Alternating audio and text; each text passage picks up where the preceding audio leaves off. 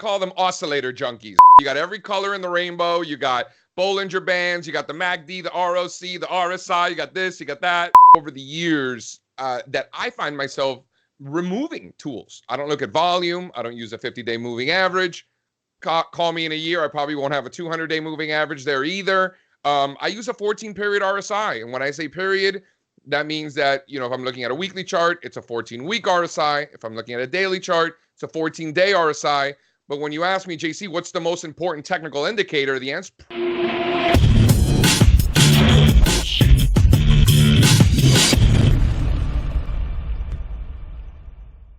Ladies and gentlemen, welcome to the special interview. Today we have a first-time guest to the show, JC Parets.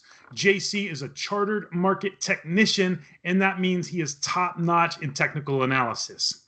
Now, JC is the founder of allstarcharts.com, and he also has jcpredictions.com, where you can go and learn about the technical case for $10,000 gold. And JC, as a first-time guest to the show, I'd like to welcome you to Silver Doctors. Thanks for having me. Now, JC, I want to start right off the bat because, gold bugs and silver bugs, we look at the global situation and we look at Nixon going off the gold standard in 1971 and say that's long in the tooth. And a lot of people look to $10,000 gold as something that could happen in a monetary reset. But you say that there's a case that can be made for a technical outlook pointing towards $10,000 gold. Could you speak to that a little bit, JC? Yeah, listen, this isn't something that's going to happen tomorrow. I can virtually guarantee that. But when for me as a technical analyst, we study history, we study price advances, we study consolidations. And, the gold has been, gold and silver for that matter, silver even worse. These have been the worst investments in the world for a long time, right? After, a tremendous advance into 2011, the bottom, late 99, early 2000, depending on what metal we're talking about or what asset class, but major advance, right? Historic move. I think the next stop is to that level. But just think about from a measured move standpoint, and let's not talk about points, right? Because we always get caught up over points, gold, 1,000, gold, 10,000, forget the points. As a technical analyst, as someone who analyzes behavior, we really want to look at the percentage changes. That's really the key, because I think that really tells the story. And to see a similar advance on a breakout to new all-time highs in gold, which I think ultimately we do get in the next couple of years from a measured move target, if we get something like we got after 2000, $10,000 gold is actually probably an understatement, realistically. But let's start with that for now. I'm really into the fundamentals here, JC, and I look around and I see things such as, just a global synchronized push towards negative interest rates. I see, talks of quantitative easing. I see Powell talking about expanding maintaining this expansion at whatever costs, basically. So my question to you is, as a technical trader, as a technical analyst, how much do the fundamentals factor into what you're doing? Zero. Absolutely zero, which for us is great. Well, first of all, I don't consider any of that stuff important, really. If it is, the market is going to price that in, is the way I see it, right? So to think that, because we read some news article this morning about some guy named Powell, that for some reason we have information that other people don't, I think it's a little ignorant. So, for me, I just ignore all that stuff and I allow price to dictate our behavior, because it's really the only thing we can trust, right? Some article written by some journalist, like who knows what she thinks or, what experience she has. So that's not really anything I trust. A CEO of a company, we're really going to trust them. Number one, they could be lying. Number two, innocently, they could just be wrong. Right. In the case of gold miners, that's an even, was a Mark Twain, a gold miner is a liar standing next to a hole in the ground. Right. So, industry specific, I trust these guys even less than I do in other areas. So no, fundamentals have no place in our process, which is why a lot of the, pretty much every major bank you've ever heard of and a lot of big hedge funds come to us because they do fundamental analysis. And so that technical analysis is a great complement to the work that they're already doing. So it's not like they're calling me and saying, hey, JC, sure, you like XYZ technically, but the fundamentals keep you away, right? So we're not swayed by anything fundamental where we dismiss the technicals. For us, because we're 100% technical and behavioral and sentiment and seasonality, all that stuff is market behavior. That's why we're an attractive place to come for a lot of institutions. Wow, that's very fascinating. I find that a very interesting point of view. Because maybe I'm thinking about this wrong, but I look to Twitter, for example, and I think about that as, call it like the poor man's Bloomberg terminal, if I could. And like I see things such as like Elon Musk saying funding secured, or I see President Trump talking about the dollar, about how the dollar is too strong and it's hurting exports. So is there any kind of Twitter effect on these markets? Does that factor in? Because you see a lot of traders, you got the OOTT group over there on Twitter, and you got a lot of technical traders throwing up charts on Twitter. How much does that factor into what you do on a daily basis? I would encourage you to mute all of those words. Like take the word Powell and mute it. Take the word Trump and mute it. Fed, all sorts of Ebola when that was a thing, whatever the noise of the day, right? Because there's a big difference between the news of the day and the noise of the day. And unfortunately, there are a lot of, there's a big business in making a lot of noise, and it's their job to distract us. It's our job to ignore them, right? And that's the battle that we play every day. So I look at Twitter.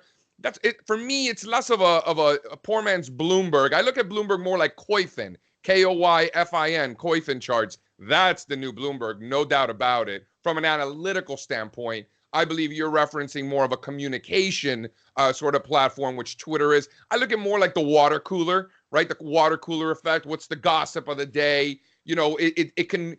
You really need to work on how you use Twitter. I'm very lucky. I was an early adopter. I've been on there for over a decade, so I've made my mistakes, particularly early on. So for me, you need to really curate your stream. Make sure you know who to follow. Where in some cases maybe I was on a plane with no reception internet, or maybe I woke up late or took a nap, whatever reason. If I want to catch up quickly, I know if there's something I need to know that's important, there are a few buddies of mine that'll probably be making jokes about it. And if there's nothing important going on, then they won't be talking about it. So yeah, I think it's really important to curate your stream and not only follow people. Like if you're a gold bug, don't follow only gold bugs, right? You want to hear other people's opinions as well and be open-minded. I love using Twitter almost like to open up a dialogue. Like I ask questions and get things going. And, I put out a question the other day. Hey, let's talk about bullish engulfing patterns. Does it include the wicks or just the real body? I thought that was a good question. 1,000 votes later, it's exactly 50-50 on the voting, which I find fascinating, which sort of reiterates why I had that question in the first place. So I think it's real interesting. And, I throw out a chart every now and then. Hey, guys, what do you think of this? Or, we put out mystery charts where there's no labels. And it's like, what would you do with this? And then when you actually tell people what it is, they're like, oh, wow, I guess I'm a gold bull now, whatever, whatever it is. So you got to be careful with how you use Twitter. But certainly a few I just mentioned, definitely a powerful tool if you use it right. Now that's very interesting. And I like that analogy. Do you count the wicks or you not count the wicks? Because just thinking about that, I would say that you don't. I don't know what you would say. So for me, my conclusion based on all the discussions I had with friends, is that to be an engulfing pattern, it's just the real body. For it to be an outside day, it has to include the wicks. Okay. Tomato. Interesting.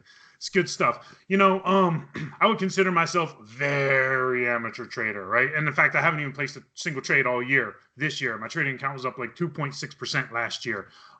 So I'm just talking about very minimal peddly stuff. I mean, like literally just a couple $1,000s a year, if that.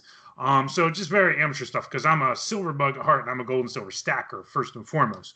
But what I'm bringing this up for is because, when I started out, JC, I thought I knew everything and I had, Bollinger Bands up on my charts. I had 50-day, 100-day, 200-day moving averages up on my charts. I had the RSI, I had the MACD, and I didn't even know what was going on the screen. So, could you just talk a little bit about some of the pitfalls and some of the mistakes you see if people are starting to try and get into actually trading these markets, JC?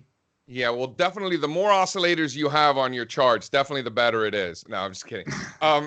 It's the opposite. I call them oscillator junkies, where they got the price. Well, you just said you got every color in the rainbow. You got Bollinger Bands, you got the MACD, the ROC, the RSI. You got this, you got that. It's like, which one is price? So for me, I have found over the years that I find myself removing tools. I don't look at volume. I don't use a 50-day moving average. Call me in a year, I probably won't have a 200-day moving average there either. I use a 14-period RSI. And when I say period, that means that, if I'm looking at a weekly chart, it's a 14-week RSI. If I'm looking at a daily chart, it's a 14-day RSI. But when you ask me, JC, what's the most important technical indicator? The answer is price. That's number one. And then anything else that you look at after that, whatever it is, relative strength, momentum, volume, whatever it is that gets you excited in the morning, all of that, you have to recognize that all of that is just supplementary to price itself, which is that's the holy grail. The only thing that we can trust is price, not CEOs, not a 26-year-old journalist, none of those things, sell side analysts, forget it. Price is the only thing we could trust. So that's what we pay most attention to. Mm-hmm. Very interesting. And, we're talking about price, right? And, I look at the charts and I also think about time. So I'm wondering, how does time factor into this? For example, I look at the stock market and I see that, since March 2009, other than maybe a little bit in 2015, maybe a little bit towards the end of last year there, we've had some minor corrections, but we look at this bull rally that keeps on raging. Is the technical case there that this bull rally can keep going on? And what do you think about when you think about time in relation to the charts, JC? And this is specifically referring to U.S. stocks? Yes. Mm-hmm. So we're, the way I see it, we're basically flat since early 2018, right? So 20 months, 21 months of no movement whatsoever in the major indexes. But the truth of the matter is when you break it down and look at the individual components, sectors and things like the Russell 2000, we're actually down. So, for me, I think this is classic cyclical bear market behavior. That's the way I see this. So, yeah, I do think that this, multi-year consolidation and 20-month consolidation, whatever you want to call it, does resolve itself in the direction of the underlying trend, which is up because 2016, 2017 were monster years. So a digestion of those gains is perfectly normal. And yeah, I think we do resolve higher. I think when you start to see the Dow Jones Industrial Average above 27,000 and holding above that, I think that's a big one. The Dow Jones Industrial Average actually just went out at an all-time monthly closing high, highest ever. So did JP Morgan. So did Microsoft. So did the Global 100 Index. So we're seeing more and more participation to the upside, which I think is what it's going to take to get going because we haven't gotten that expansion of breadth until now. But the weight of the evidence leads me to believe that we're probably closer to the beginning of a new bull market than we are to the end of an old one. Mm-hmm, mm-hmm. And that does make sense to me in the sense that I say that things can consolidate over time myself, and it sort of sounds like that's what I'm hearing you say. Am I hearing that correctly there, JC? I think we just saw the bear market, I think that was it. We had a monster 2016, 2017 after going nowhere in 2015, right? So, another cyclical bear there, a couple of years of an advance, then a consolidation. What's wrong with another couple of years of an advance? And we see Dow 30,000, we see the S&P up at 3,300. I think all those things, but 27,000 is the big one. If we're above that, I think we got to be bullish stocks. Mm-hmm. Now, I also understand that you're bullish gold and silver in addition to the stock market. Could you give us a little bit of what your technical overview of the gold and silver markets currently are for us, JC? Yeah, to me, I was taught we want to be buying smiley faces, not frowny faces. And when you look at gold over the last, half decade or so, That's what that is. It's a big smiley face, right? And it took time because, you know, the sell-off from 2011 in silver and gold. I mean, silver lost like 75% or something like that. You would know better than me, but something like that, right? Yeah, we went Gold, down. gold lost like 40 something percent. Mhm. So silver is going to be always be more volatile, but that was a killer sell-off, totally epic. You know, I remember some silver bugs back in 2010, 2011. We've never heard from them again. So it's good for the market. It's healthy. Yes. Do I feel bad that they got smoked? Of course. But that is financial Darwinism at its finest, right? They're gone. They're not here to see this cycle, or at least they're a lot more quiet about it if they are. Maybe raise some money in the meantime. But yeah, you know, I mentioned before, I think that sell-off was well-deserved. And now we're seeing, you know, things that we haven't seen in precious metals in a long time, right? Breakouts from downtrends, breakouts from, you know, rounding bottoms, right? We have leadership groups. There are certain stocks that are already making all-time highs. And then silver's now trying to play catch-up, which I think is a big one. You know, traditionally when precious metals are doing well, silver's outperforming, right? It's the more volatile, crazy little cousin of gold, right? I don't got to tell you. You're like, yep, that's right.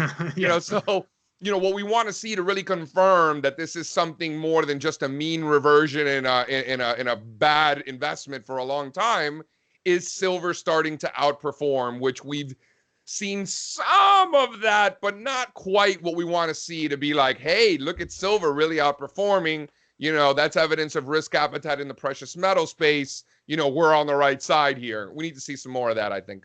Yeah, and I would agree with that because, you know, one of the things that we follow a lot is the gold to silver ratio, and we're still above 85 on the gold to silver ratio.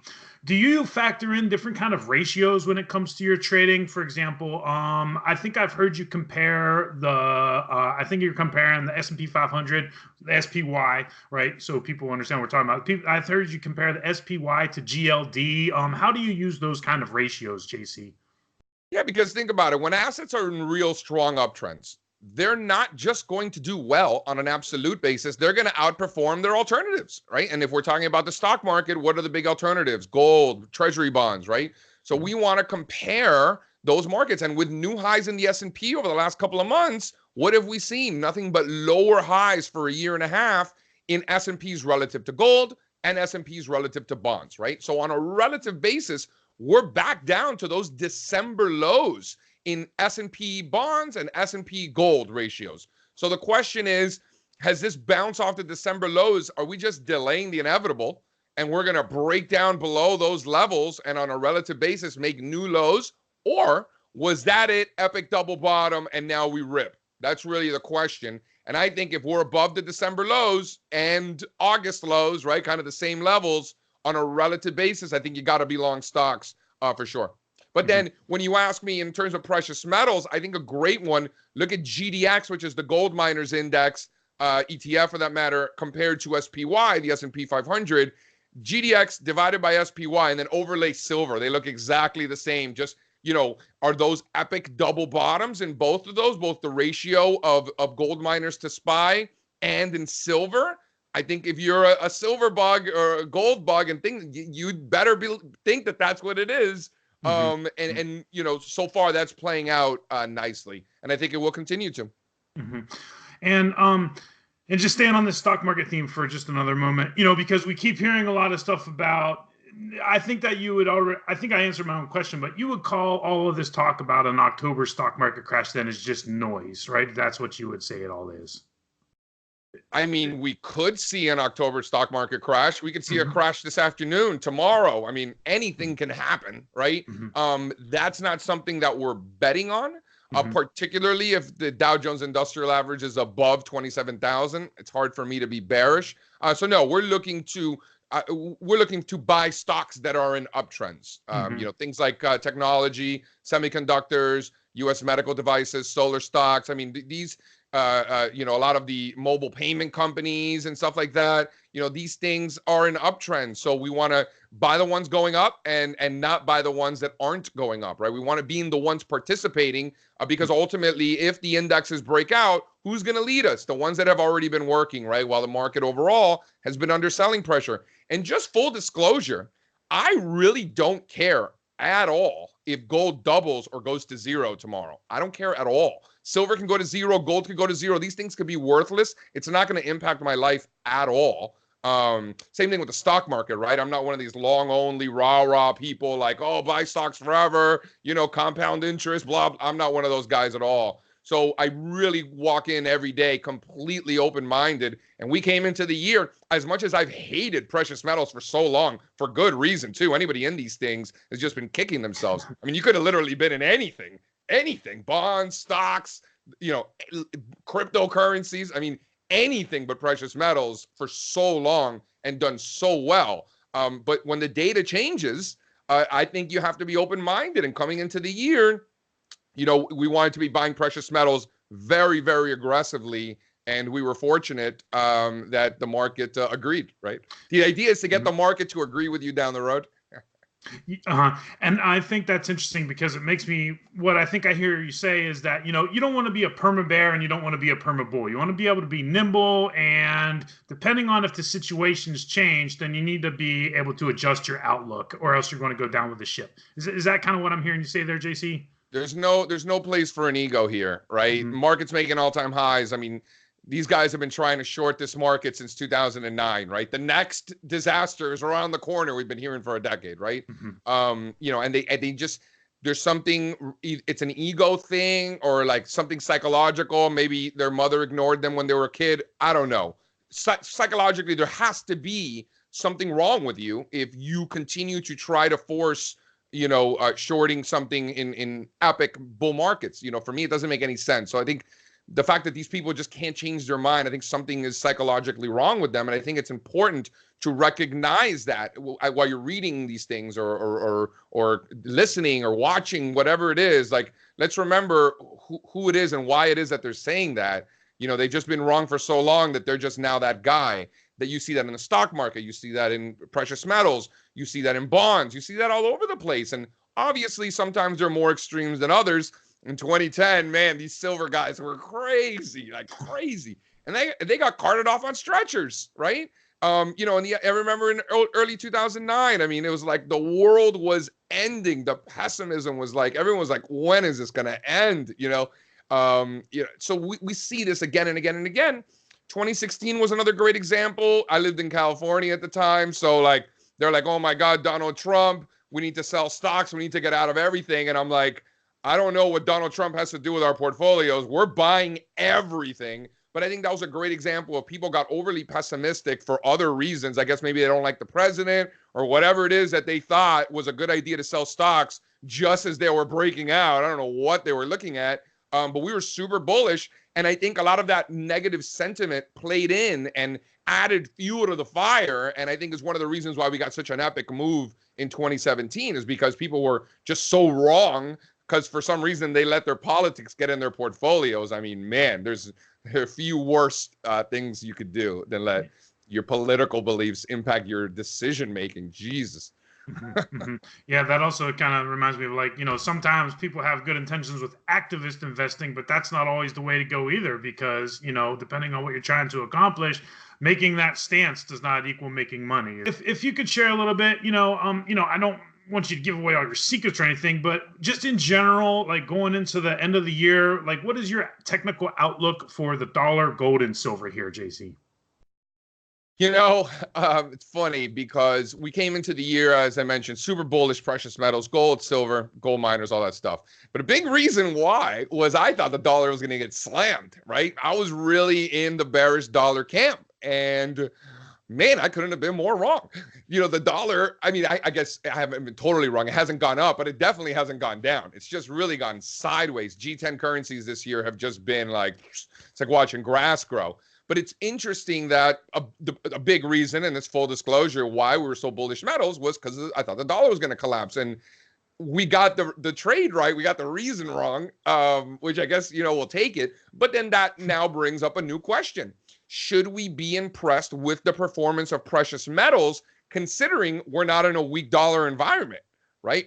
Or is the strength in the dollar just so resilient that it's ultimately going to finally get to precious metals and sell off, right? So that brings up a new question, which I think is a good example.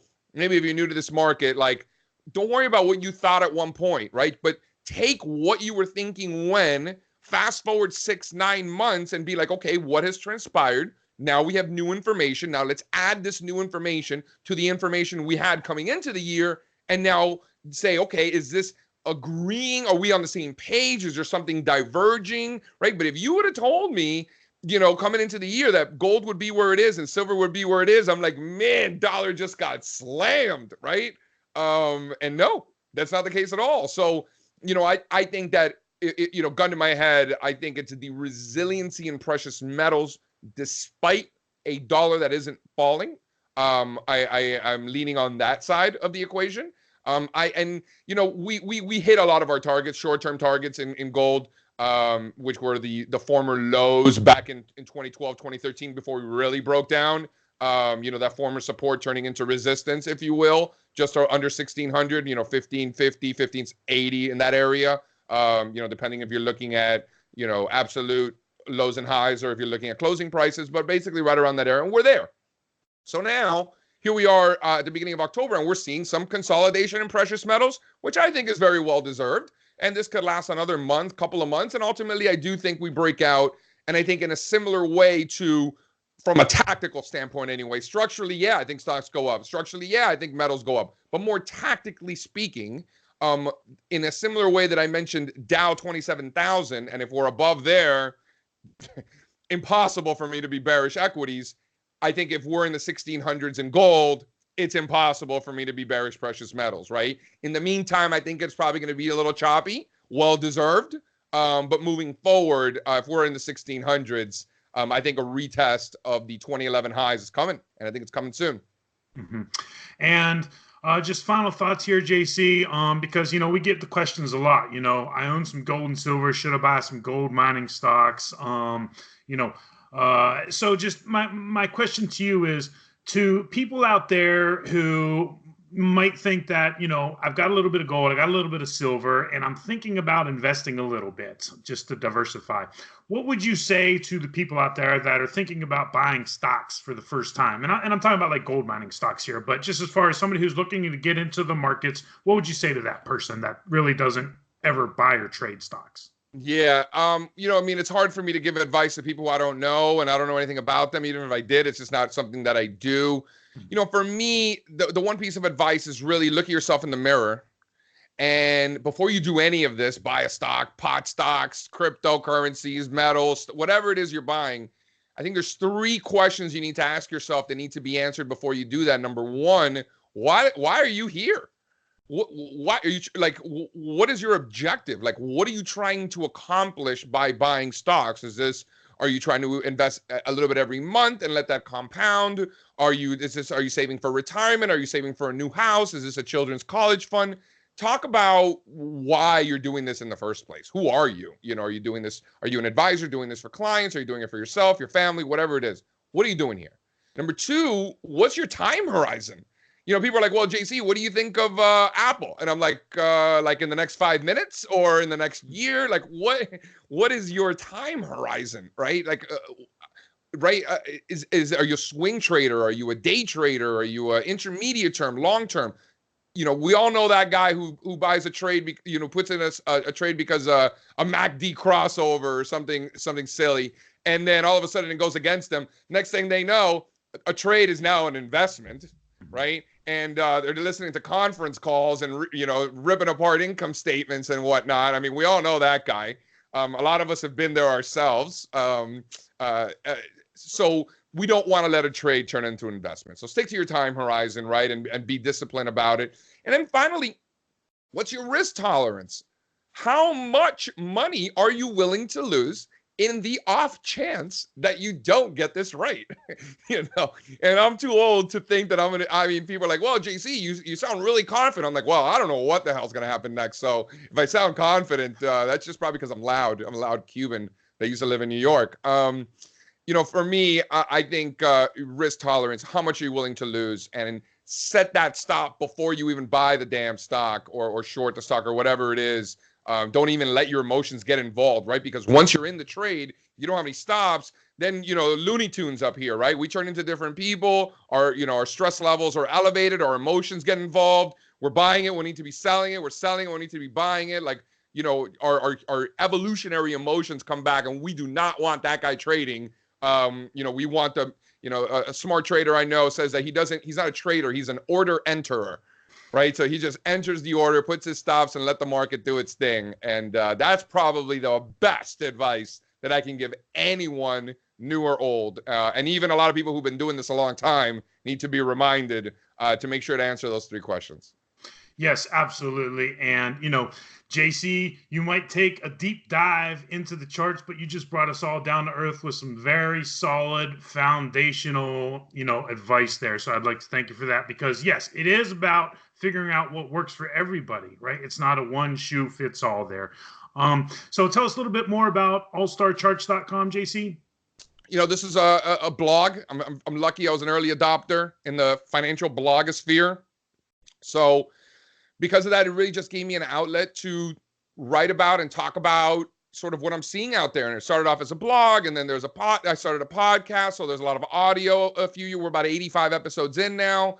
You know, we do video on YouTube. So there's a lot of different ways that I like to express myself. And honestly, it's a very selfish endeavor because it's incredibly therapeutic to sit there and force yourself to write ideas down on paper, and it, because it forces you to put all your thoughts together. So it's incredibly therapeutic. I encourage anyone out there to do it, whether you publish it for the world to see or not, or keep it to yourself. Definitely do it. I don't know anybody who has ever done it and regrets it. Everybody's like, oh my God, thank God that I do this, or whatever it is. Very therapeutic, incredibly. So that's how that started.